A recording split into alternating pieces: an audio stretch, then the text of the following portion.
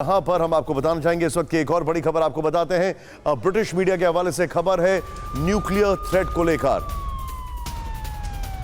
रूस की सेना यूक्रेन में कम क्षमता वाले न्यूक्लियर हथियार का इस्तेमाल कर सकती है और लो इंटेंसिटी न्यूक्लियर वॉर को यह रिजल्ट कर सकता है। लो इंटेंसिटी न्यूक्लियर अटैक कर सकती है रूस अपनी सेना को बचाने के लिए और वहां पर ज्यादा डैमेज इन्फ्लिक्ट करने के लिए, और इस तरीके से किया जाए जैसे कि कुछ सीरिया से भी रिपोर्ट आई थी कि वहां पर केमिकल वॉरफेयर का इस्तेमाल हुआ था, लेकिन यहां पर न्यूक्लियर वेपन का इस्तेमाल यह किया जा सकता है। ये रिपोर्ट्स आ रही हैं।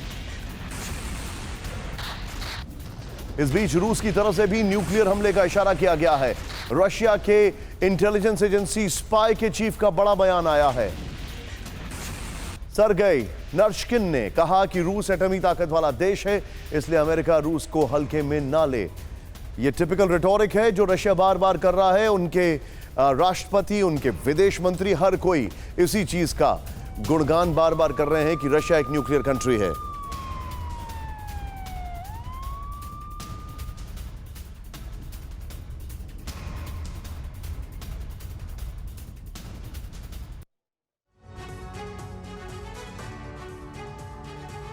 और अब आपको बता दें कि किस तरीके से चीजें जो सामने आ रही हैं उसको जरा ध्यान से देखें आप।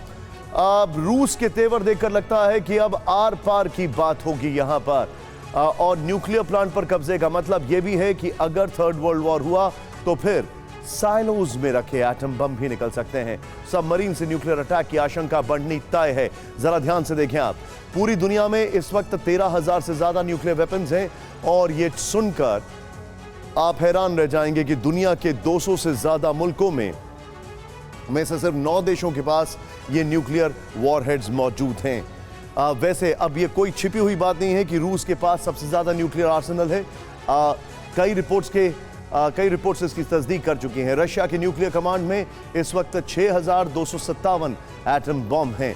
बड़ी बात यह है कि ये सारे एटम बॉम्ब जो हैं पूरी तरीके से तैयार नहीं हैं।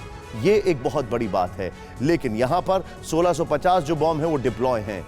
एग्जैक्ट फिगर और ज्यादा हो सकती है, वैसे ये भी कहा जा रहा है। एक्सचेंज करें इसको। यहां पर बुलेटिन ऑफ एटॉमिक साइंटिस्ट के मुताबिक इनमें से करीब 1650 परमाणु हथियार, बैलिस्टिक मिसाइल और हेवी बॉम्बर बेस पर डिप्लॉयड हैं। यहां पर न्यूक्लियर वॉरहेड के मामले में अमेरिका दूसरे नंबर पर है। अमेरिका के पास इस वक्त 5,550 न्यूक्स हैं। पूरी तरह रेडी नहीं है ये, आपको बताना चाहूंगा। इनमें से कम 400 न्यूक्लियर वेपन्स अमेरिका ने 5 स्टेट्स में साइलोज में लॉक एंड लोड पोजीशन में रखे हैं। इसको होल्ड करें। यहां पर आपको एक चीज बताना बहुत जरूरी है। अगर अमेरिकन प्रेसिडेंट, जिनके पास न्यूक्लियर बटन होता है, वो फैसला करते हैं न्यूक्लियर वेपन अटैक करने का, तो साइलोज के अंदर से 1 से 5 मिनट के अंदर न्यूक्लियर वेपन लॉन्च हो सकता है। सिर्फ 1 से 5 मिनट के अंदर, साइलोज यानी उनकी गुफाओं से। और लेकिन अगर वो फैसला करते हैं सबमरीन से अटैक करने का, तो फिर उसमें 15 मिनट मिनिमम लगते हैं लॉन्च होने में। यह भी एक बहुत महत्वपूर्ण इंफॉर्मेशन हम आपको देना चाहेंगे। परमाणु हथियारों के मामले में तीसरे नंबर पर चीन है। इस वक्त चीन के पास ऑफिशियल तौर पर 350 न्यूक्लियर वॉरहेड्स हैं। ये वो फिगर है जो उसने बताई है। चीन का मामला उल्टा है। चीन के पास हो सकते हैं ज्यादा, लेकिन बताता वो कम है। लेकिन ऐसा दावा किया जाता है कि चीन अगले 8 साल में अपने न्यूक्लियर स्टॉक को जो है 1000 तक कर सकता है, क्योंकि रिपोर्ट्स हैं उसने कई गुना ज्यादा साइलोज बना के रखे हैं। साउथ चाइना मॉर्निंग पोस्ट की रिपोर्ट के मुताबिक अमेरिका, रूस और चीन के पास दुनिया के 90% परमाणु हथियार हैं। इस लिस्ट में चौथे नंबर पर फ्रांस का नाम है, जिसके पास इस वक्त 290 न्यूक्लियर वॉरहेड्स मौजूद हैं। अगर वर्ल्ड वॉर हुआ तो फिर ब्रिटेन भी अपनी न्यूक्लियर पावर को इस्तेमाल कर सकता है, जो कि फ्रांस से नीचे है। 225 न्यूक्लियर आर्सेनल, लेकिन ब्रिटेन के ज्यादातर आर्सेनल जो हैं वो सबमरीन्स में मौजूद हैं। यह भी आपको बताना बहुत जरूरी है। वैसे अगर वर्ल्ड वॉर होता है तो फिर इंडिया और पाकिस्तान को लेकर भी कोई फ्रंट खुल सकता है। ऐसे में इंडिया और पाकिस्तान की न्यूक्लियर पावर को भी जान लेना बहुत जरूरी है। पाकिस्तान के पास हमसे ज्यादा न्यूक्लियर हेड्स हैं, यह कहा जाता है। इंडिया के पास 156, जबकि पाकिस्तान के पास 164 न्यूक्लियर हेड्स हैं, लेकिन पाकिस्तान के पास छोटे छोटे न्यूक्लियर हेड्स ज्यादा हैं। इजराइल भी परमाणु संपन्न देश है। इजराइल के पास इस वक्त 90 एटम बम मौजूद हैं। नोट करने वाली बात यह है कि न्यूक्लियर पावर वाली इस लिस्ट में नॉर्थ कोरिया का नाम है। किम जोंग के देश में 40 से 50 न्यूक्लियर आर्सेनल मौजूद हैं।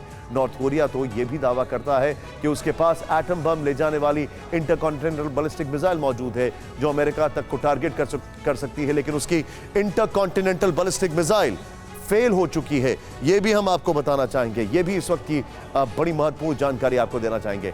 अब आपको दिखाते हैं कि पिछले 9 दिन के युद्ध में रूस को क्या मिला है। आइए ये भी देखते हैं, और यह भी आपको बताना बहुत जरूरी है पिछले 9 दिन के युद्ध में रूस को क्या क्या मिला है। यूक्रेन में चल रही जंग के बीच लगातार तबाही हो रही है। 9 दिनों की जंग में यूक्रेन के कई शहर मलबे में तब्दील हो चुके हैं। ये जो आपके पास ये जो विजुअल्स आप देख रहे हैं, जरा इसको ध्यान से देखें आप। चेरनिहिव में सबसे ज्यादा नुकसान हुआ है। वहां पर 50 के आसपास लोगों की मौत हुई है, ऐसा बताया जा रहा है। एक तरफ यूक्रेन के शहरों में विस्फोटक हमले हो रहे हैं, मिसाइल रॉकेट दागे जा रहे हैं, तो दूसरी तरफ रूस हमले में पूरा का पूरा शहर खंडर बनता जा रहा है।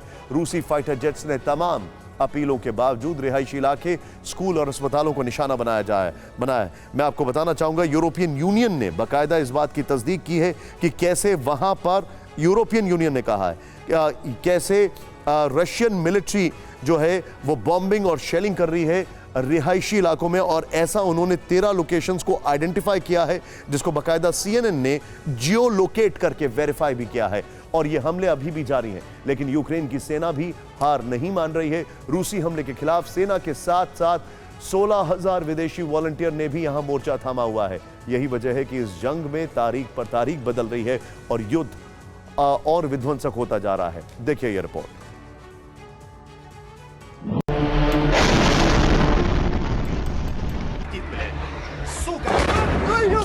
करने वाली है। खुले मैदान में खून से लथपथ कई लोग पड़े हैं। रूसी रॉकेट अटैक में कमर से नीचे का हिस्सा खो चुकी महिला चीख रही है। एक जिम्मेदार चैनल होने के नाते हम आपको धुंधली तस्वीर दिखा रहे हैं। यहाँ कई बॉडीज पड़ी हैं, ना कोई मददगार है, ना ही कोई मदद के लिए आने वाला है।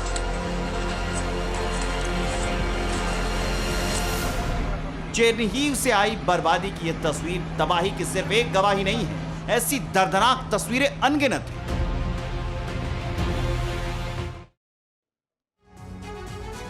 और अब आपको मैप के जरिए दिखाते हैं कि यूक्रेन में कहां-कहां रूस का कब्जा है। इसको जरा ध्यान से देखिएगा, यूक्रेन में कहां-कहां रूस ने कब्जा किया है। बड़ी बात यह है कि अगर बोला जाए तो सिर्फ एक ही जगह पर 9 दिन में कब्जा किया है, ये उसका बहुत बड़ा फेलियर है। ये देखिए, क्रीमिया पर उसका ऑलरेडी कब्जा था, ये उसको कब्जे को नहीं मानेंगे। खेरसोन, यहां पर अगर आप, मैं चाहूंगा इसको जूम इन करें राहुल, खेरसोन से एक वाटर कैनाल था जिससे क्रीमिया में पानी जाता था। 85% क्रीमिया का पानी उसी फ्रेश वाटर उस वाटर कैनाल से आता था। 2014 में यूक्रेन ने क्रीमिया पर कब्जे के बाद वो पानी रोक दिया था।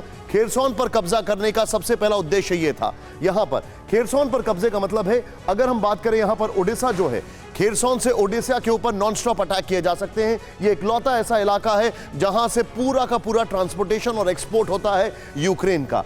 खेरसोन पर कब्जे का मतलब यह है कि मारियोपोल में जो बम्बार्डमेंट चल रहा है वो खेरसोन के ईस्ट से यहां से बम्बार्डमेंट हो रहा है। और जाहिर सी बात है, रशियन बॉर्डर तो है ही पीछे, लेकिन मारियोपोल पे यहां पर यानी अगला निशाना इनका यह है। तो ये पूरा स्ट्रेच जो है ब्लैक सी और सी ऑफ ओजूज, वहां पर ये पूरा कब्जा कर लेंगे। ये पूरा बेस इनके पास हो जाएगा। खार्किव की अगर बात की जाए, खार्किव के इलाके पर इन्होंने बहुत ताकत लगा रखी है। लुहांस की अगर बात की जाए, वो तो इनका है ही ऑलरेडी, लुहांस और डोनेट्स्क, लेकिन वहां पर भी रेजिस्टेंस दिखाई दे रही है। अब मैं इस तरफ आऊंगा, चेरनिहिव जो है वो यहां पर सीधे अगर आप देखें तो चेरनिहिव जो है वो बॉर्डर से सटा हुआ है और इसी वजह से वहां पर ज्यादा हमला हो रहा है।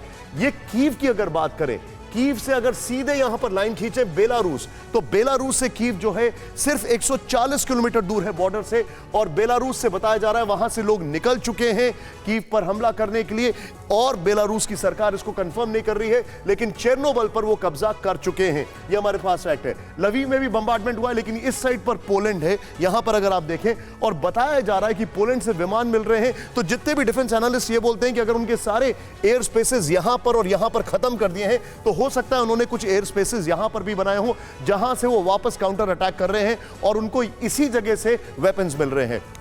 परवाह देश की, सोमवार से शुक्रवार रात 10 बजे TV9 भारतवर्ष पर।